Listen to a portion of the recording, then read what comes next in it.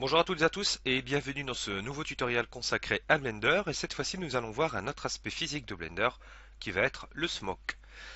Souvenez-vous, dans la vidéo précédente si vous l'avez suivi, nous avions vu le Rigid Body Tools, le Self Fracture pour pouvoir simuler une animation avancée dans Blender et simuler des objets cassés. Quand on l'avait réalisé cette formation, nous avions juste besoin d'une primitive auquel il fallait appliquer le Rigid Body Tools et le Self Fracture. Pour la partie physique, ce que nous allons voir, c'est quelque peu différent. Nous avons toujours besoin de primitives, mais cette fois-ci, les primitives vont réellement jouer un rôle important les unes par rapport à l'autre.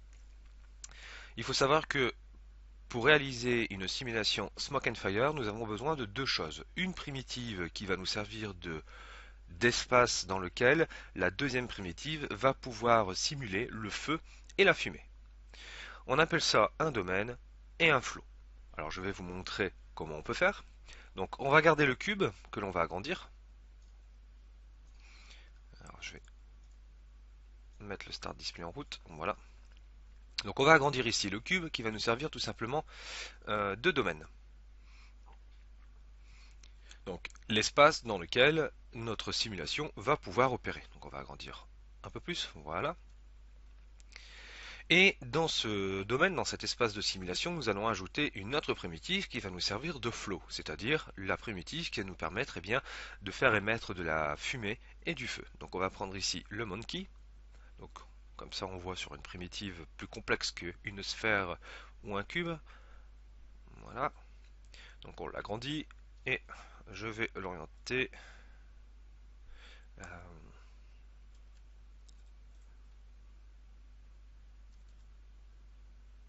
Ah oui non, d'accord, je fais un scan moi depuis tout à l'heure. Voilà, je fais une rotation pour pouvoir l'orienter correctement. Si vous souhaitez ne pas vous embêter et que la simulation soit rapide, vous avez juste à sélectionner ici le singe. Donc bien sûr, il ne faut pas que le cube ici soit présent, il faut le supprimer. Donc je vais faire un H pour le masquer. Vous faites Object, Quick Effects. Et là vous pouvez rajouter de la fourrure rapidement, créer une explosion rapidement, créer une simulation de fumée rapidement et créer un fluide rapidement. Donc moi je ne vais pas le faire pour cette simulation, mais c'était juste pour vous montrer que vous pouvez aller beaucoup plus vite. Alors l'intérêt de faire ça, avec le Quick Effect, c'est que les textures sont directement appliquées sur les quatre simulations. Si je fais un Quick Smoke, eh bien la texture pour la fumée et le feu sont déjà toutes prêtes, et donc du coup vous n'avez plus qu'à faire la simulation. Mais le but c'est de comprendre comment les faire, c'est le plus important.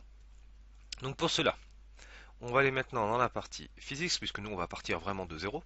Donc je clique ici sur la partie Physics, je sélectionne ici mon cube, et je clique sur Smoke, que je vais définir en domaine, espace dans lequel la simulation va pouvoir opérer.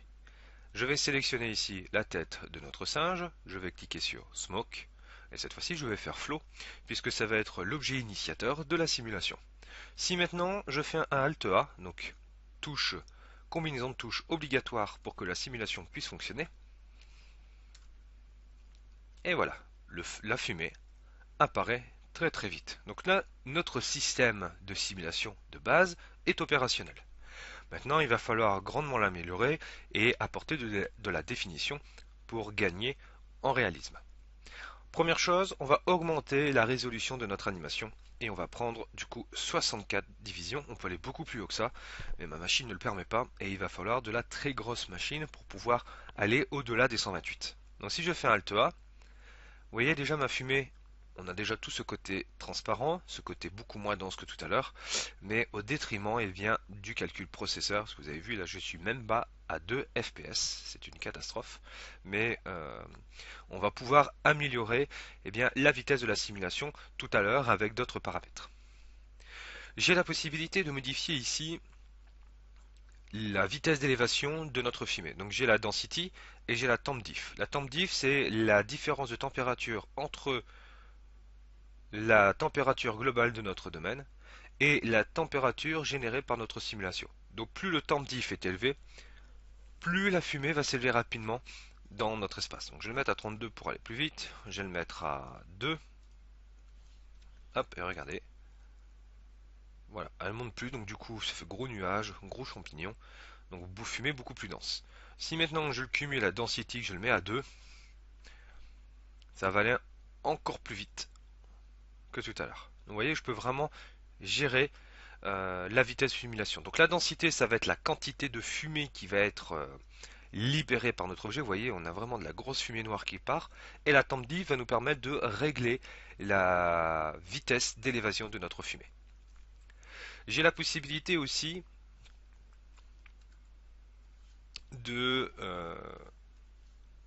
mettre du vorticity. Oui, alors là par contre, voilà. Le vorticity, qu'est-ce que ça va être? Eh bien, c'est un paramètre qui va nous permettre d'ajouter des tourbillons de fumée. Donc si je le mets à 4,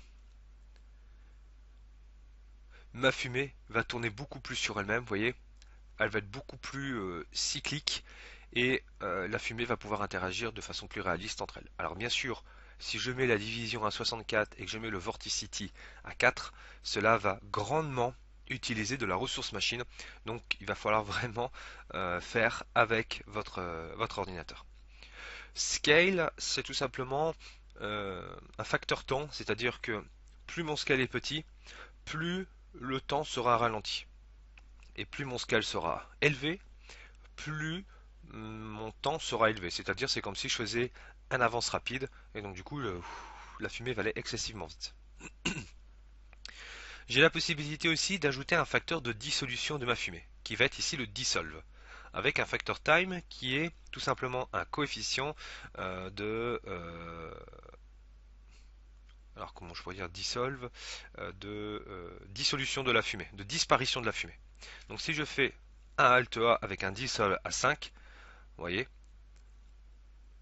ma fumée va s'estomper avec le temps et dans le volume. Maintenant, si je le mets à 1, là, ça va être très rapide, vous voyez. Donc là, on peut vraiment faire par exemple un brouillard animé. Ça peut être très très intéressant. Le slow, c'est tout simplement le 1 sur t. C'est-à-dire, si je coche le slow, j'ai 1/5 de mon temps qui est appliqué à la disparition de la fumée. Donc ça permet d'avoir un meilleur contrôle et un réalisme plus accru sur la disparition de la fumée émise par notre simulateur. Donc je vais le décocher. Smoke Flame, on le verra tout à l'heure, c'est tout simplement la possibilité de régler la densité de fumée générée par notre flamme.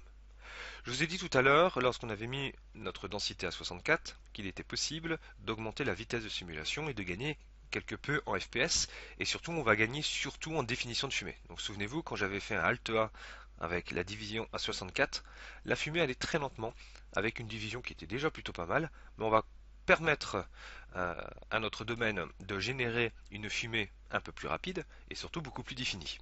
Comment on va faire? Eh bien, on va cocher la case Smoke Adaptive Domain qui va tout simplement créer un sous-domaine par rapport à notre domaine principal, mais qui sera basé sur le volume de densité de la simulation générée par la fumée. Regardez. Voilà. On a un domaine qui est dynamique et qui va s'adapter selon le volume et l'espace occupé par notre simulation. Ce qui va nous permettre de gagner un peu en fluidité et surtout de gagner en définition. Vous avez vu, notre fumée est beaucoup plus fine, beaucoup plus volumétrique. On a quelque chose de beaucoup plus sympa que tout à l'heure. J'ai la possibilité d'accroître encore plus la résolution de ma fumée en cochant la case Smoke High Resolution. Donc là, je peux créer un facteur de division. Donc si je le mets à 4, ce sera 4 fois 64. Donc autant vous dire que je ne vais même pas le faire. Parce que là, ma machine, elle va fondre sur place. Donc c'est pas la peine que je tente l'expérience. Vous, si vous avez du i5 ou du i7 avec au moins 16 Go de mémoire, vous pouvez y aller sans aucune difficulté. Vous aurez un meilleur rendu que moi. Moi, je suis sous un quad d'ancienne génération avec 4 Go de mémoire, donc c'est déjà un peu plus compliqué à gérer. Et dans la résolution de ma fumée, donc la haute résolution de ma fumée, j'ai la possibilité de choisir la méthode de bruit générée par la simulation et surtout la puissance de ce bruit. Donc plus le straight sera élevé, plus j'aurai une fumée bruitée et plus elle sera réaliste. Mais bien sûr, là il va falloir de la grosse machine derrière. Donc moi je vais décocher le Smoke High Resolution pour le moment. Quoique, attendez, on va faire Alt A. On va même le mettre à 32 du coup. Voilà, on aura quand même une fumée un peu plus réaliste que tout à l'heure. Voilà, alors regardez si je le mets à 64, vous allez tout de suite voir la différence entre les deux. Alors, ça va, c'est pas encore trop lent. On va laisser le High Resolution. Regardez, on a quelque chose de beaucoup plus transparent. Une fumée beaucoup plus déchirée avec la vitesse émise initialement. Donc voilà. Donc on va laisser ça. C'est très bien. Smoke Cache, on reviendra dessus tout de suite après. Mais là, on va maintenant paramétrer notre simulation de feu. Puisque là, pour le moment, on n'a que de la fumée. Donc pour ce faire, dans le Flow Type, on va choisir ici Fire and Smoke. Regardez ce qui va se passer. Voilà, cette fois-ci, j'ai une primitive qui brûle et j'ai de la fumée qui est générée par la combustion de notre primitive.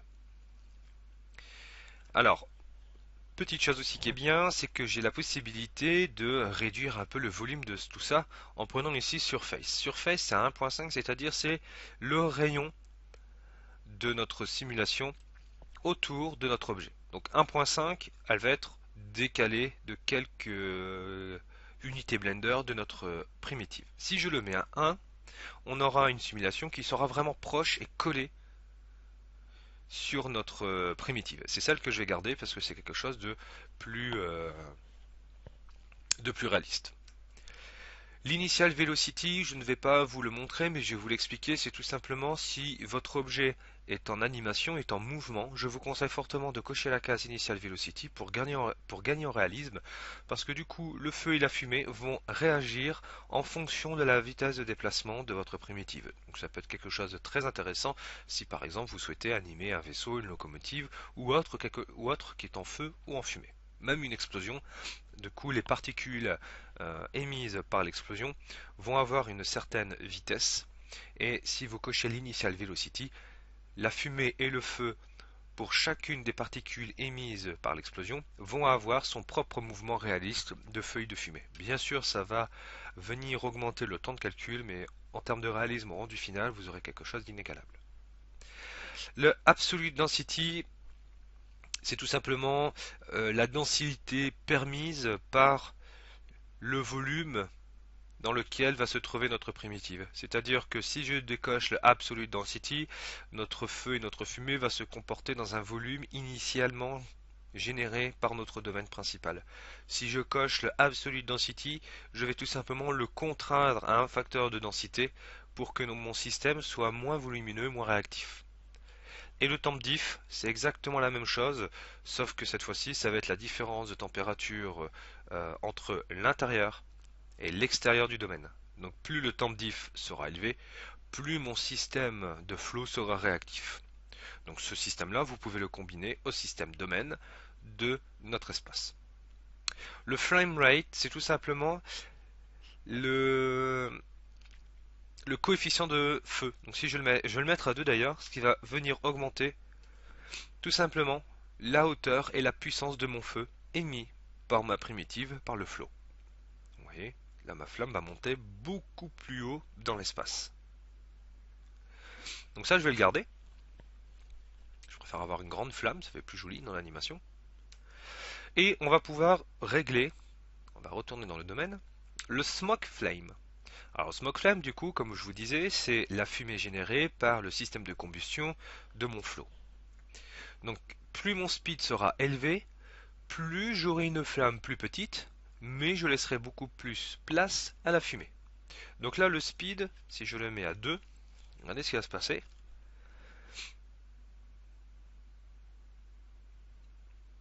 J'aurai une flamme qui sera beaucoup plus petite que tout à l'heure. Bon, bien sûr, j'ai mis le flame rate à 2, donc du coup, ça va quand même pousser. Mais elle va pas aller plus haut que tout à l'heure. Mais je vais donner beaucoup plus place à la fumée. Donc, je vais le mettre à 2, parce que je trouve que la flamme, cette fois-ci, elle est beaucoup plus jolie. Regardez, elle est beaucoup plus fine, beaucoup plus effilée. Ça m'intéresse bien. Par contre, je trouve qu'il y a trop de fumée. Et dans ce cas-là, eh bien, le smoke, on va le mettre à 0.3 pour diminuer la fumée générée par la combustion de ma primitive. Donc là, on aura quand même une fumée générée par la combustion initiale, mais dans le temps, la fumée, vous voyez, disparaîtra beaucoup plus rapidement que tout à l'heure. Et pour augmenter le phénomène, on va mettre le dissolve à 5. Voilà, vous avez vu, donc là il y a très peu de fumée qui est générée par mon système de combustion et ça laisse place au feu. Donc ça me plaît, comme ça on va le laisser. Le Vorticity, ben, c'est exactement la même chose qu'ici, sauf que là, ben, c'est le Vorticity du smog dans sa globalité, tandis que là, c'est les tourbillons générés par la combustion de ma primitive. Donc la fumée générée, elle aussi, va tourbillonner en plus du coefficient que vous avez ici généré par le domaine. Donc du coup, on va avoir quelque chose d'encore plus fin et d'encore plus précis que tout à l'heure. Donc maintenant, on va relancer la simulation. On va mettre sur pause. On va attendre un petit peu que le feu monte un peu.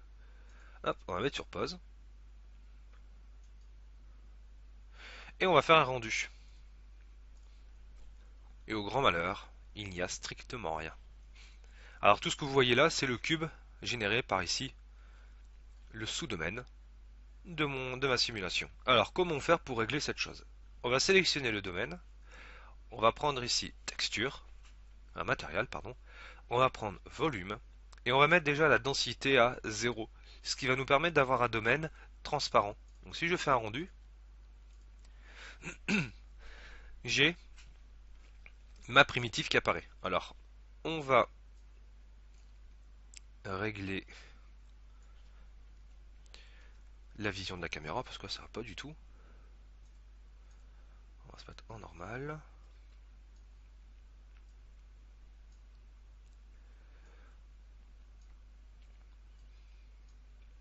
Voilà, donc maintenant si j'effectue un rendu, on voit la primitive apparaître, mais rien d'autre. Même pas la lumière, même pas la fumée, le feu, enfin bref, il n'y a rien qui va. On va de nouveau sélectionner le domaine.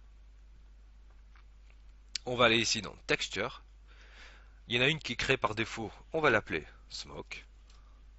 On va en créer une deuxième qu'on va appeler Fire. Pour le Smoke, on va prendre ici le Voxel Data. Donc c'est un type de matériel qui va nous permettre de simuler le feu et la fumée. On va cliquer ici sur Texture, on va le laisser comme ça. Donc ici, on prend bien Smoke. On va choisir le domaine qui va nous servir à créer la simulation, donc c'est le cube. On voit ici, c'est noté là. Donc on prend cube, puisque c'est un cube qui permet de générer l'espace. Et hop, automatiquement, vous voyez, on voit la texture de la fumée apparaître. On va mettre ici densité pour lui donner de la densité dans notre rendu. Donc si je fais un rendu, voilà, cette fois-ci ça marche. J'ai de la fumée. Vous pouvez modifier la densité générée par la fumée. Vous prenez ici Density Scale, on va mettre à 0.2. Je vais faire un rendu. Vous voyez tout de suite la fumée se fait beaucoup plus transparente que tout à l'heure. Donc 0.2, ça me paraît peu. On va mettre à 0.5. On va refaire un rendu. Ok, donc ça c'est un peu plus présent, c'est plus joli. On va maintenant régler la texture de feu. On va reprendre Fire, Voxel Data. Cette fois-ci, on va reprendre Cube, mais dans la source, on va prendre Flame. Voilà, et là on voit la texture de la flamme. Donc là, si je fais un rendu, pour le moment, je n'ai strictement rien. Donc il va falloir maintenant lui donner de la couleur à ce feu. Pour ce faire, on va cliquer ici déjà dans Densité pour lui donner de la consistance, de l'émission. Et la densité, je vais le mettre à 1.5 pour avoir un feu un peu plus présent. On va refaire un rendu. Voilà, là on voit le feu apparaître, mais bon, la couleur générée par le feu est vraiment pas GG. On a du rose, alors ça c'est la couleur par défaut émise par ici le RGB, mais nous on va changer ça. On va prendre ici le Color Ramp. Et le Color Ramp va nous permettre de générer des dégradés de couleurs et donc du coup d'avoir un mélange de couleurs qui va nous permettre d'avoir une couleur réaliste dans notre feu. Donc on va faire deux fois Add pour ajouter ici des réglettes de réglage pour notre mélange de couleurs. Donc on va aller au dernier, donc le 3 qui est celui-ci. On va prendre une couleur bleutée. voilà, généré par la flamme. On va mettre un petit peu, on va mettre l'alpha à 0,3 pour que on ait une transparence au niveau du feu. Donc là, si je fais un rendu, je devrais avoir du bleuté. Voilà. Excusez-moi, un petit peu malade. Donc voilà, on a une couleur bleue de notre flamme. Donc là, c'est des choses que l'on a généralement dans les plaques à gaz. Donc je vais reprendre ici, hop, mon fire, ça veut bien, voilà. Et maintenant, au numéro 2, on va donner une couleur un peu plus sombre. Voilà. Au 2, on va lui donner une couleur dans les tons jaune orangé. Maintenant, on va régler la quantité que l'on souhaite. On va refaire un rendu. Et voilà, vous avez vu, on a un mélange de nos trois couleurs pour le feu. Alors bien entendu, on peut lui changer les couleurs pour que ce soit un petit peu plus vif, selon ce que vous souhaitez. Voilà, donc on va refaire un rendu. Voilà, donc là on a quelque chose de plus réaliste que tout à l'heure. Donc on va garder la texture telle qu'elle est. Cependant, on a un autre problème de taille. Alors déjà, je vais mettre le domaine avec une couleur noire. Voilà, donc on va refaire un rendu, vous verrez beaucoup mieux. Voilà, donc là on voit déjà mieux la présence du feu. Cependant, je vous disais, on a un autre problème de taille, c'est qu'au niveau résolution de la texture, on a des artefacts partout, et c'est franchement pas joli, et c'est pas du tout présentable. Donc pour ce faire, on va recliquer ici sur Matériel, et le Step Size, on va le mettre à 0.05, ce qui me paraît bien parce que si c'est encore plus bas, ça va encore augmenter le temps de calcul du processeur. Donc regardez bien, je vais faire un rendu. Donc, regardez bien avant et après. Donc là, il n'y a pas photo. On a vraiment un feu qui est beaucoup plus défini que tout à l'heure, beaucoup plus volumétrique. Et on voit même ici les petites bosses générées par la vivacité du feu, vous voyez. Donc, et même la fumée gagne en définition. Donc là, on a quelque chose de vraiment sympa en termes de définition de résolution. On va rester sur le domaine. Je vais revenir rapidement sur une option du domaine qui est ici le Smoke Cache. Alors le Smoke Cache, il va falloir que vous sauvegardiez bien, votre travail. Donc on va se mettre ici sur le bureau et on va sauvegarder. Et là, vous avez vu le Smoke Cache bien, apparaît en surbrillance puisque cette fois-ci, j'ai la possibilité de modifier le cache de mon animation. C'est-à-dire que le Smoke Cache va me permettre de mettre en mémoire tampon l'intégralité de l'animation de ma simulation, ce qui va me faire gagner grandement du temps et surtout de réalisme dans mes différents paramètres de simulation. Donc quand je vais faire une lecture, comme ce sera déjà en cache, eh bien le feu sera excessivement fluide et là je vais gagner grandement en FPS durant mes tests de simulation. J'ai la possibilité donc de faire une simulation de la frame 1, qui est ici dans la timeline, à la frame la 250 qui est la timeline finale. Donc j'ai la possibilité tout simplement de dire à Blender, bah tu me fais une animation de 1 à 100 clés pour voir un peu ce que ça donne. Et vous n'avez plus qu'à cliquer sur Bake. Donc ça prend un petit temps parce qu'il va mettre en cache tout ça. Après vous n'aurez plus qu'à faire un Alt A et le feu va vraiment réagir de façon réaliste. Et là vous verrez si votre simulation en vaut la peine ou pas. Donc ça je vous laisserai faire par vous-même parce que ça prend un petit bout de temps. Maintenant ce qu'on va faire c'est qu'on va surtout améliorer la colorimétrie de mon rendu grâce aux nodes. Donc on va faire du composing de base. Donc je vais cliquer sur Node Editor. Je vais le mettre en plein écran. Donc là je vais prendre ici rendu, Use Nodes, Backdrop pour avoir l'image en fond, Auto Render. Voilà. Donc du coup on va être obligé de relancer la simulation. Donc là vous cliquez sur le petit appareil photo. Voilà, donc il va recalculer le rendu. Alors avant ça d'ailleurs, on va faire autre chose. On va régler la lumière dans notre domaine parce que là j'ai tout simplement une lampe point. Je vais mettre un sun pour que ce soit plus réaliste. Donc du coup, je vais arrêter la simulation. Je vais reprendre ici ma lampe. On va faire du sun. On va régler l'intensité. Je vais mettre à 0.5. On va refaire un rendu.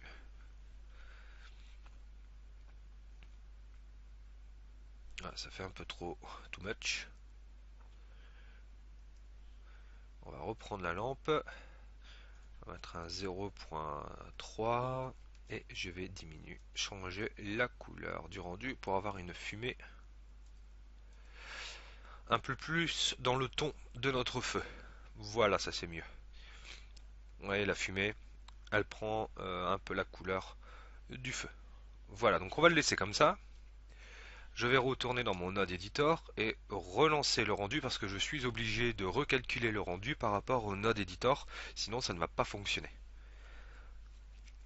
Donc là on a déjà un feu d'une couleur un peu plus vive que tout à l'heure. Donc on va attendre. C'est pour ça que j'ai pas mis le rendu avec le screen à 100% parce que ça aurait été encore plus long tout à l'heure. Voilà.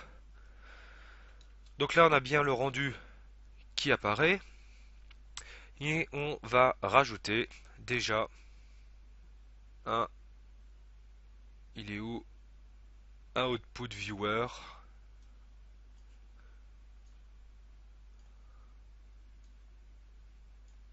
Voilà, comme ça, j'ai mon rendu en fond. Alors pour ce faire, on va rajouter déjà un système de blur pour pouvoir améliorer le rendu du feu. Donc je vais me mettre ici. Toc.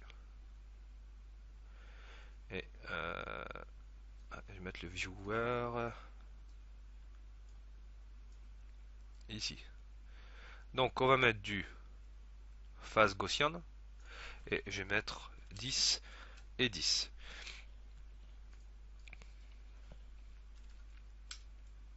Voilà, et le scale 1. Donc là j'ai quelque chose de totalement brouillé et donc c'est pas trop ce que je veux. Alors ici on va rajouter un mix shader qui va nous permettre de mixer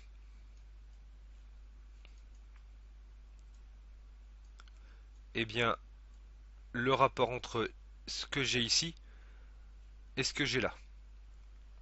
Donc si je diminue le FAC, vous voyez, donc là je vais donner de l'importance un peu plus à l'image et beaucoup moins ici à à ma couleur que j'ai là. Alors cependant, vous voyez, j'ai un petit problème, c'est dès que je pars ici.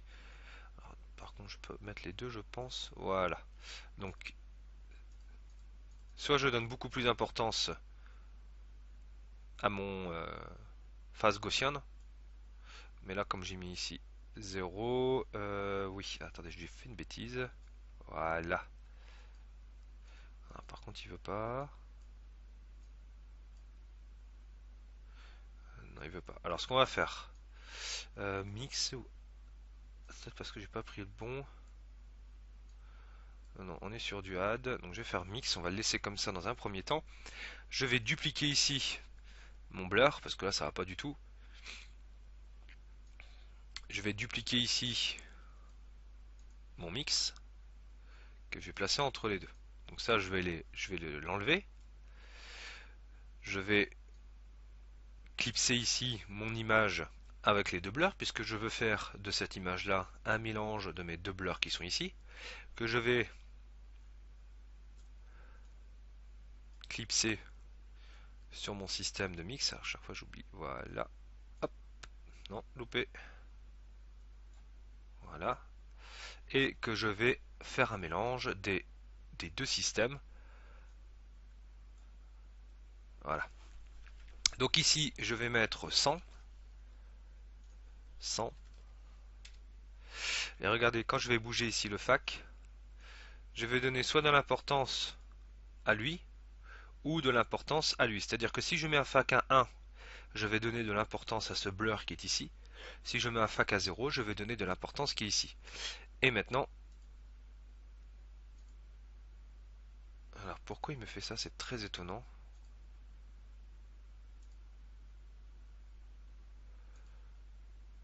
je devrais pas avoir ça, c'est ça qui m'inquiète. Euh,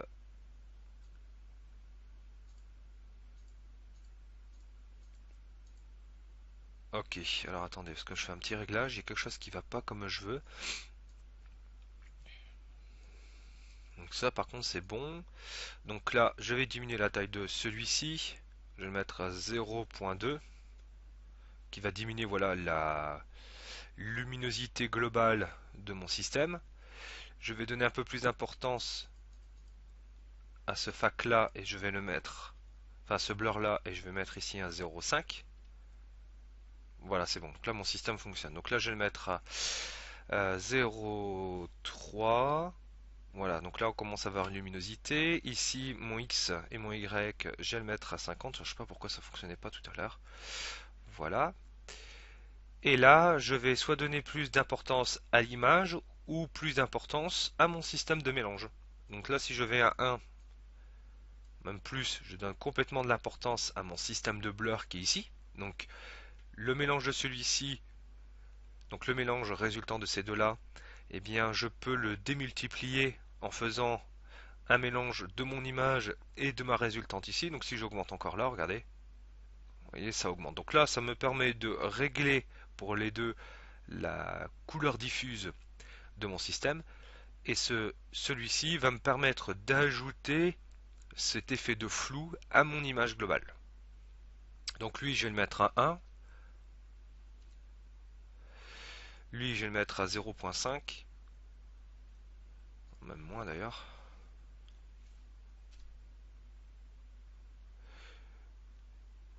Alors, on va encore le diminuer. Voilà, et lui, si je le mets à 2, voilà, j'ai un système de feu beaucoup plus élevé. Alors, j'essaie de trouver le bon réglage. Voilà, ça me paraît bien.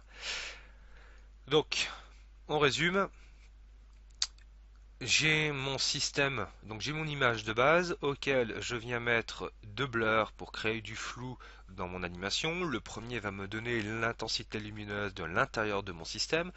Le deuxième blur va me donner l'intensité lumineuse à l'extérieur de mon système que je vais venir mélanger. Et donc du coup, mon fac qui va me permettre de régler le mélange entre mon premier système et mon deuxième, je l'ai mis à 0,2. Si je le mets à 0, vous voyez, je donne plus d'importance à celui-ci. Si je le mets à 1, je donne de l'importance à celui-là. Donc on va essayer de trouver une valeur juste, 0,1 même d'ailleurs, oui c'est même mieux 0,1, et auquel je vais venir le combiner à un autre mix qui est ici. Donc tout ce système-là, je vais venir l'ajouter grâce à ce add à cette image. Alors je peux même mettre un mix pour voir ce que ça donne. Ouais, donc là ça fait rien, donc c'est bien un add. Et on va le mettre, si on le met à 5, ça fait faire énorme, vous voyez, on donne beaucoup plus d'importance à la luminosité. Donc ça, on va le mettre à 2. Et j'ai la possibilité encore d'améliorer mon système en rajoutant un color RGB que je vais placer ici. Voilà. Et ce color RGB va me permettre bien, de modifier la couleur de mon système.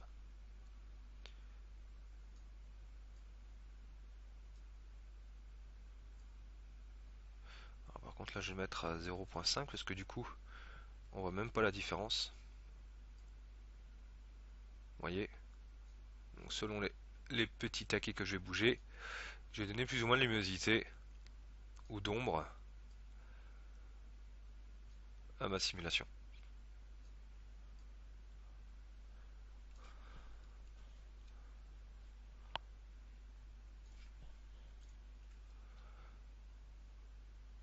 Ouais, donc là ça fait trop 0.2. Ça, je sais être encore le bon réglage. Ok, là je vais mettre 0.5. Voilà, là si je mets 0.1. Voilà, je gagne en définition. Donc on va modifier la couleur ici.